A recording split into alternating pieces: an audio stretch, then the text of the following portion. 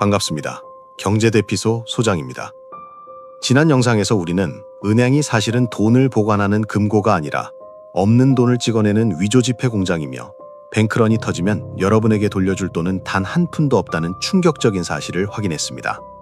그런데 여러분, 여기서 의문이 하나 생기지 않으십니까? 동네 시중은행들이 저렇게 대놓고 사기를 치는데 도대체 국가는 왜 가만히 있는 걸까요? 아니, 그보다 더 근본적인 질문. 은행들이 돈을 찍어낼 수 있도록 권한을 준 건 도대체 누구일까요? 오늘 저는 이 모든 거대한 사기극의 정점, 피라미드 꼭대기에 앉아있는 진짜 주인을 공개하려 합니다. 미국 대통령보다 힘이 세고 전 세계 주식시장과 부동산 시장을 말 한마디로 폭락시키거나 폭등시킬 수 있는 절대 권력. 바로 미국 연방준비제도, 줄여서 연준입니다. 여러분은 아마 뉴스에서 파월 의장이 나와서 금리를 올리네 마네하는 걸 보셨을 겁니다. 그리고 당연히 연준이 미국의 국가기관, 우리나라로 치면 한국은행 같은 정부기관이라고 생각하셨을 겁니다. 죄송하지만 여러분은 완전히 속았습니다. 연준은 정부기관이 아닙니다. 연준은 주주가 있고 배당금을 챙겨가는 철저한 사기업입니다. 믿기지 않으시죠? 오늘 이 영상을 끝까지 보시면 여러분이 평생 믿어왔던 돈이라는 개념이 송두리째 무너져 내릴 것입니다. 그리고 왜 우리가 뼈 빠지게 일해도 물가는 계속 오르고 삶은 점점 더 팍팍해지는지, 그 잔인한 노예화 시스템의 비밀을 알게 될 것입니다. 먼저 연방준비제도라는 이름부터가 대국민 사기입니다. 연방이라고 적혀 있어서 정부기관 같지만 미국 정부는 연준의 지분을 단 1%도 가지고 있지 않습니다. 그렇다면 주인은 누구냐? JP모간, 골드만삭스, 시티그룹 같은 거대 민간은행들입니다. 즉, 은행들의 연합, 즉 은행 카르텔이 바로 연준의 주인입니다. 준비금? 그들은 준비금을 쌓아두지 않습니다. 그냥 컴퓨터 엔터키 하나로 돈을 만듭니다. 은행? 여러분은 거기 가서 통장을 만들 수 없습니다. 즉, 연준은 연방도 아니고 준비금도 없고 은행도 아닙니다. 그저 화폐 발행 독점권을 가진 민간 기업일 뿐입니다. 이 기괴한 괴물은 어떻게 탄생했을까요? 시간을 거슬러 1910년 미국 조지아주의 제킬 아일랜드라는 섬으로 가봅시다. 당시 미국의 금융재벌들이었던 록펠러 가문, 모건 가문, 로스차일드 가문의 대리인들이 극비리에 이 섬에 모였습니다. 그들은 비밀 회동을 통해서 정부의 간섭을 받지 않고 우리가 마음대로 돈을 찍어내서 빌려줄 수 있는 중앙은행을 만들자고 모의했습니다. 그리고 1913년 크리스마스 직전 의원들이 휴가를 떠나 의회가 텅 비었을 때 날치기로 연방준비법을 통과시킵니다. 이것이 바로 인류 역사상 가장 거대한 금융사기극의 시작이었습니다. 그렇다면 연준은 어떻게 돈을 만들까요? 이 과정을 알면 기가 막힙니다. 미국 정부가 돈이 필요하면 국채를 발행합니다. 그걸 연준에 줍니다. 그럼 연준은 그 국채를 담보로 달러를 찍어서 정부에 줍니다. 자, 여기서 질문. 정부는 국채에 대한 이자를 연준에 줘야 합니다. 그 이자가 어디서 날까요? 국민의 세금에서 걷습니다. 결국 연준이라는 민간 기업은 가만히 앉아서 미국 정부가 발행한 채권을 쥐고 국민들의 세금을 영원히 빨아먹는 기생충 같은 구조를 만든 것입니다. 더 무서운 건 인플레이션의 비밀입니다. 여러분, 돈은 곧 빚입니다. 달러 지폐를 자세히 보시면 페더럴 리저브 노트라고 적혀 있습니다. 노트는 채무증서, 즉 빚문서라는 뜻입니다. 연준이 100달러를 찍어내서 시중에 풀면 그 100달러는 누군가가 갚아야 할 빚으로 세상에 나옵니다.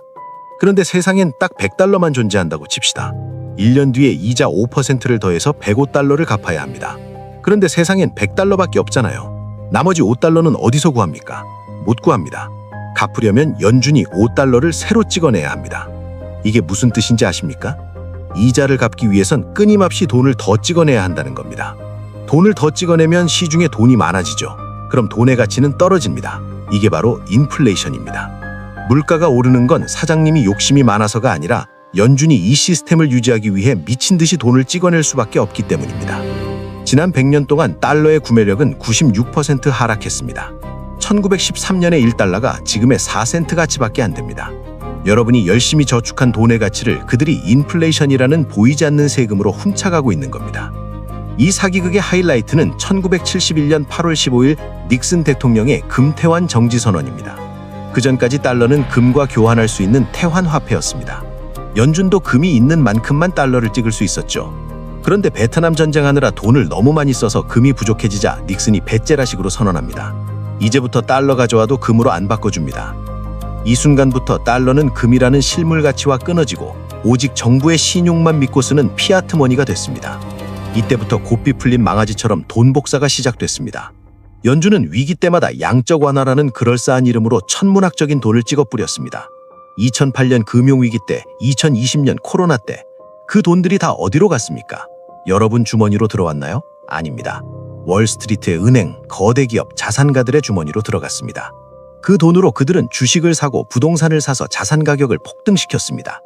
반면 월급쟁이들은 월급은 그대로인데 집값은 2배, 3배가 됐습니다. 가만히 있었는데 벼락거지가 된 겁니다. 이것은 자연스러운 경제 환경이 아닙니다. 연준이 주도한 부의 이관, 즉 서민의 부를 강탈해 기득권에게 몰아주는 정교한 약탈 행위입니다. 여러분은 이 거대한 시스템 속에서 건전지 역할을 하는 노예입니다. 영화 매트릭스 보셨죠? 기계들이 인간을 배양해서 에너지를 뽑아먹는 장면. 현실이 딱 그렇습니다.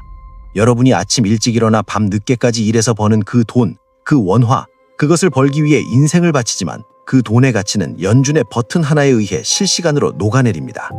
여러분이 저축을 하면 할수록 그들은 그 돈을 담보로 더 많은 돈을 찍어내서 여러분을 더 가난하게 만듭니다.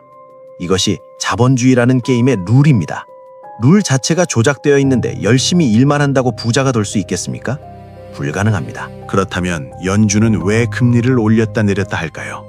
물가를 잡기 위해서? 고용을 안정시키기 위해서? 순진한 생각입니다. 그들의 목표는 양털 깎기입니다. 금리를 낮춰 돈을 풀면 사람들은 빚을 내서 집을 사고 투자를 합니다. 와, 돈 벌기 쉽다 하면서 양들이 살이 통통하게 찌죠. 어느 정도 빚이 쌓이면 연준은 갑자기 금리를 확 올립니다. 그러면 이자를 감당 못한 사람들은 파산하고 헐값에 자산을 내놓습니다. 그때 연준의 주인인 거대 은행들이 헐값의 그 자산들을 줍줍, 즉 털을 깎아갑니다. 이 사이클은 지난 100년간 계속 반복되었습니다. 대공황, 오일 쇼크, 닷컴 버블, 서브프라임 모두 연준이 금리라는 무기로 장난질을 칠 때 발생했습니다. 2026년 위기? 이것도 마찬가지입니다. 그들이 의도적으로 거품을 터뜨려서 여러분이 가진 마지막 털뭉치까지 싹 밀어버리려는 양털 깎기 시즌이 돌아온 겁니다.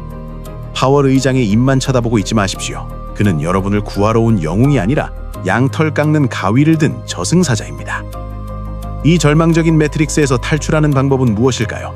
첫째, 돈을 믿지 마십시오. 종이 화폐는 쓰레기입니다. 달러든 원화든 결국은 가치가 0으로 수렴합니다. 돈을 버는 족족 실물 자선으로 바꾸십시오. 연준이 찍어낼 수 없는 것들, 금, 은, 비트코인, 원자재, 핵심 입지의 부동산, 이것들만이 연준의 약탈로부터 여러분의 구매력을 보존해줍니다. 부자들은 현금을 들고 있지 않습니다. 그들은 항상 자산을 들고 있습니다. 둘째, 빚을 통제하십시오. 빚은 연준이 여러분을 노예로 부리는 족쇄입니다. 감당할 수 없는 빚을 지는 순간 여러분은 금리 인상기에 털리는 양이 됩니다. 2026년이 오기 전에 나쁜 빚은 반드시 청산하십시오. 빚이 없어야 연준이 금리를 20%로 올려도 버틸 수 있습니다. 버티는 자만이 폭락장 끝에서 자산을 주울 기회를 얻습니다. 셋째, 이 시스템의 본질을 꿰뚫어 보십시오. 학교에선 절대 가르쳐주지 않는 이 경제의 역사와 화폐의 비밀을 자녀들에게 가르치십시오. 열심히 일해서 저축해라 라는 말은 이제 덕남이 아니라 저주입니다. 시스템을 이해하고 자산을 소유해라 라고 가르쳐야 합니다. 금융 문맹은 질병입니다. 전염됩니다. 여러분 대에서 이 질병을 끊어내야 합니다. 여러분, 세상이 불공평하다고 원망만 하지 마십시오. 룰을 만든 자들이 사기꾼이라고 욕해봤자 바뀌는 건 없습니다.